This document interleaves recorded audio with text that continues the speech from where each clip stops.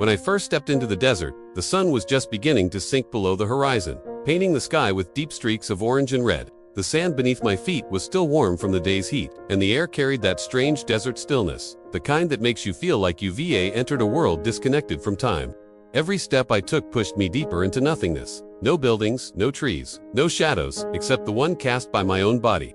I walked until even the faint outline of the road behind me disappeared, and when I finally stopped, when I was fully alone, I realized something unsettling. I had never experienced true silence before. Not this kind. Not the kind that feels like the world is holding its breath. As the last light faded and the temperature began to drop, I placed my backpack on the sand and knelt. The desert felt ancient, alive, listening. My first prayer came out quiet, hesitant. The sound barely traveled before dissolving into the dry air. I whispered scripture, each word swallowed instantly by the vast emptiness. There was something almost intimidating about praying here, like I was standing in front of an unseen throne room larger than the earth itself. And when the sky finally turned black, the desert transformed. Every star burned brighter. The air grew cold enough to sting my skin. The ground beneath my knees felt harder, less forgiving. And the silence. It grew heavier, thicker, like a physical pressure surrounding me. I closed my eyes and continued praying, letting the desert strip away distractions I didn't know I carried. But deep inside, a strange feeling began to grow, a sense that the silence wasn't just absence, it was presence. And as the hours passed, I began to realize I wasn't just praying into the desert was beginning to pray back. By the third hour, the cold had fully settled into my bones. The night wind brushed against my face like invisible hands, and the sand around me shifted softly with each breeze. I tightened my jacket and tried to continue praying, but something was happening, something I hadn't expected, something I couldn't explain. The silence began changing. The best way I can describe it is this: it started behaving. It no longer felt empty. Instead, it felt responsive. When I whispered, the silence seemed to lean in. When I paused, the silence felt like it was waiting. And then came the moment that made me stop, mid-sentence.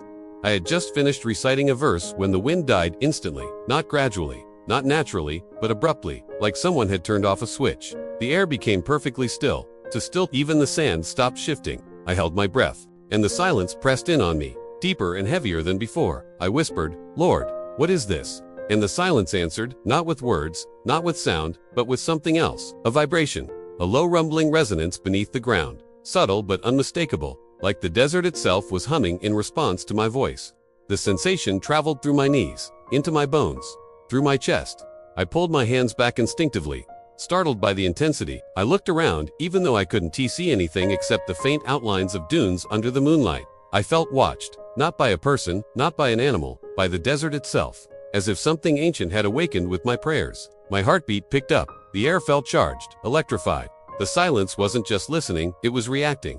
It was like my voice had stirred something buried beneath thousands of years of stillness. I whispered again, trembling, "God, what's out here with me?" The silence deepened even further, wrapping around me like a cloak. And I realized then that this night wasn't going to be about surviving the desert. It was going to be about surviving whatever answered from within it. Around the 7th hour, something happened that I still struggle to describe. I had been kneeling for so long that my legs had gone numb. My lips were dry and cracked from the cold. My breathing was shallow, small clouds of vapor drifting into the empty air. I whispered, "God, give me strength." When suddenly the atmosphere shifted. The temperature dropped sharply, but the cold wasn't the frightening part. It was the sound that followed. A soft whisper of sand sliding behind me. I turned my head, but there was nothing there. I steadied my breathing and closed my eyes again. But then it happened a second time, and a third. Each time a little closer, a little clearer. I forced myself to stay still, to pray, to not let fear swallow me. But when the fourth sound came, a deliberate crunch of sand, slow and heavy, my eyes snapped open. The hair on the back of my neck stood straight. Something was circling me. I could feel it, not with my ears, but with my skin. The air shifted with every movement, subtle currents brushing against my arms and shoulders. My breath grew shaky. My pulse hammered in my ears. I whispered, "God, protect me." The desert responded instantly. A gust of warm wind hit my face, so sudden and so unnatural that I flinched. I looked up at the sky, trying to steady myself, when something even more impossible happened. The stars overhead, thousands of them, seemed dim for a moment. Not clouds, not dust. They dimmed like someone had placed a veil over the sky. I blinked repeatedly, confused, terrified, unable to process what I was witnessing. The sand shifted again, closer, this time just behind my left shoulder. I didn't turn. I couldn't. Something told me not to. Instead, I whispered as steadily as I could, "Lord, whatever is here, you are stronger." The ground vibrated beneath me. A deep, resonant pulse, like a heartbeat rising through the earth itself. I felt tears sting my eyes. Not from fear alone, but from the overwhelming sense that something ancient, something vast, something beyond human understanding was acknowledging my prayer. The presence continued circling me, slow and deliberate. And when it finally stopped, it stopped directly in front of me. I felt warmth on my face, as if something was inches away, watching me with an intensity that made my chest tighten. The silence around us became absolute, and in that silence, I realized I had reached the moment the desert had been leading me toward all night. I took a deep breath and whispered one final prayer, and that was the moment the desert answered in a way that shattered every expectation I had carried into that night. The ground beneath me trembled lightly, almost like the aftershock of a distant earthquake, and a low hum rose from the sand. It wasn't loud, it wasn't violent, it was intentional.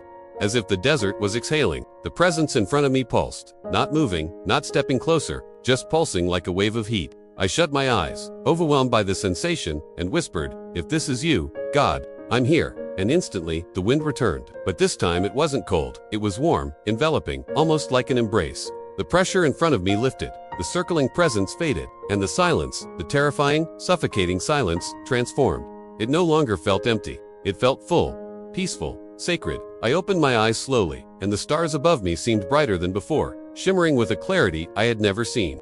The desert, moments ago suffocating and alive with tension, now felt like a sanctuary carved out of time. I stood slowly, my legs unsteady, and looked around at the endless dunes.